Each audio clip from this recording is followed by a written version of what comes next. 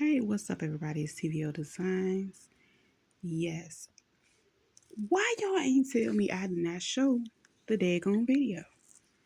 I did the cutting and all that, but anyway, let's get into this video. So what I used was the pieces that I had, and I used the right side up. And honestly, this is like a,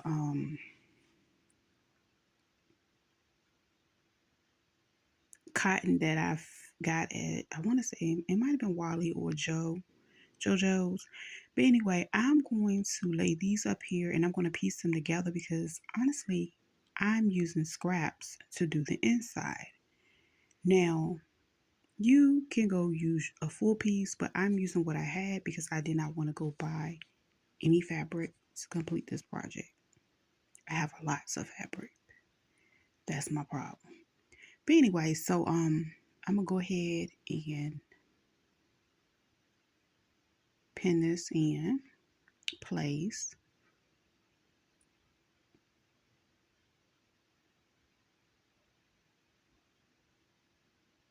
And that's going to be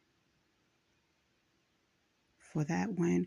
And I decided to turn the other one the other way because remember, I'm making a left-handed glove. So I grabbed my heat resistant um, material to do the under part of my left hand, if that makes sense. So it'd be just for me. Yeah. But I'm just messing around with the pieces to see which one is flat and fits the best for this project. And I guess I sneezed or something, child. Yes. So I'm gonna go ahead and pin these in place. And yeah.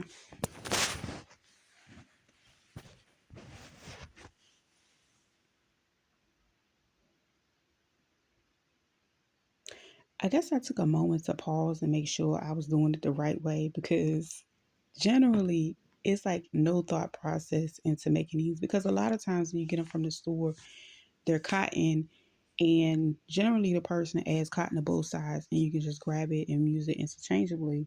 However, not me. So I'm going to pin this one in place as well. And honestly, I'm just going to take these to the machine and go over them.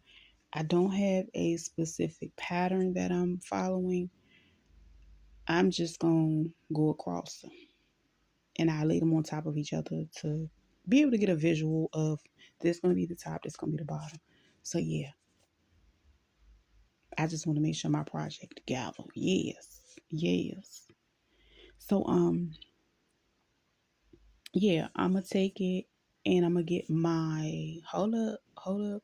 This is why I like the SQ.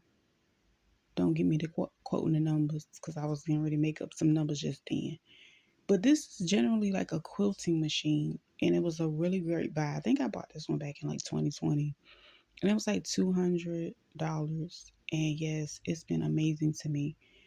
It has an extended arm. That way, I can use it and switch it out for these type of projects. So I love this machine. I don't know what I would do without it. Honestly, I was about to buy a second one. All right, let me focus. Anywho, so yeah, once I get that in place, that way it gives me, a little bit more flexibility when it comes to just going across and being able to guide across the project. And in a way, it's kind of like a quilting project because I'm, joining these two fabrics together and I'm going across and I'm just making random lines going across. The reason why I'm making these lines is because when I wash it, I don't want it to unravel. I want it to come back out the way I put it back in the machine. Okay. So I want my glove to be, like like the regular ones. Yeah.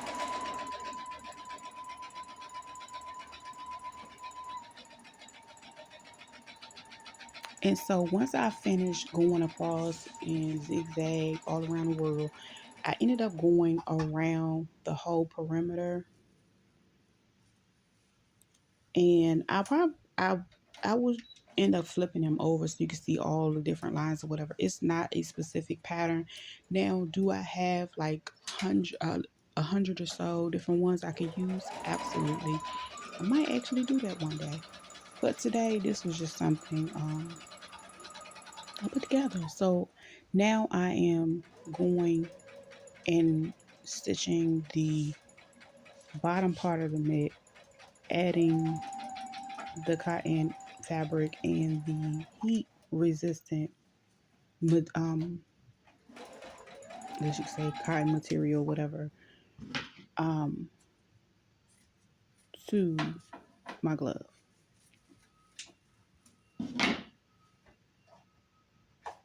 And again, I did not follow any kind of pattern. I just zigged and zagged all around it.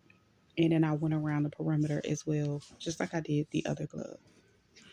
So this is just me showing you how they came out, try to come up close. See, yeah, it was no rhyme, no reason, just out here living life. So yeah, that's the other one. Yeah, nothing fancy. So I cut the excess off and I pinned them together, good sides facing one another. I must have lost that clip. Anyway, so I'm going to sew around the perimeter of the glove.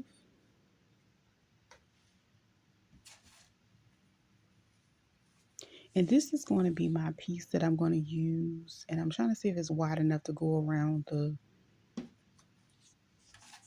glove so I can make the little loop, my little, hook, loop, whatever, so I can hang it up with the rest of them. Y'all know what I'm talking about, girl.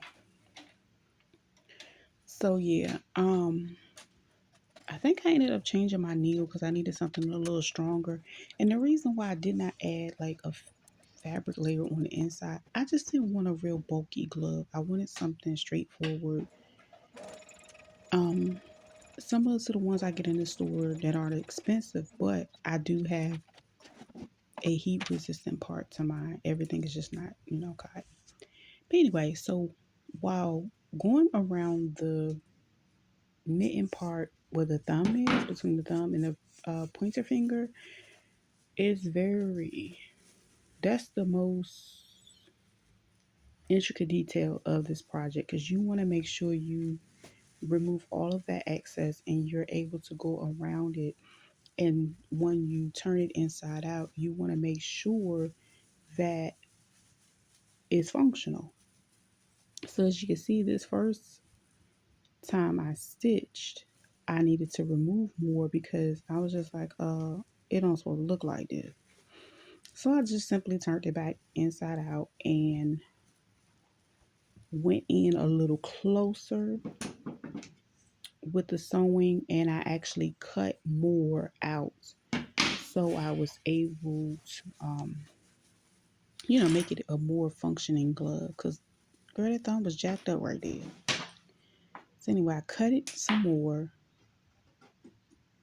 and when I cut it, I ended up cutting the stitching that I currently had, which is not a problem because I wanted to go closer so it can give me a better fit. So that's what we're doing here. Yeah. Yes. And then we're gonna cut that piece out. And that makes it much closer. And it's kind of like cutting a triangle in there ish with a curve. Just to make sure everything fits flush the way, you want your glove to fit. So I don't think I showed the part with the hook. I basically cut that and made it like a piece of bias and made the loop, just, yeah.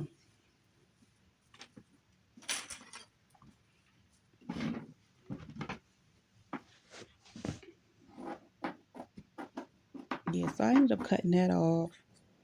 so I can fold it. And I think this what happened was my phone ended up dying. That's what happened. But anyway, I folded together. Um, I started with the ends, and then I got my clips and folded that in, and then folded the other edge in, and folded everything in together. That way I could create somewhat of a bias strip. And that bias strip was long enough to go around the arm part, also creating a hook as well.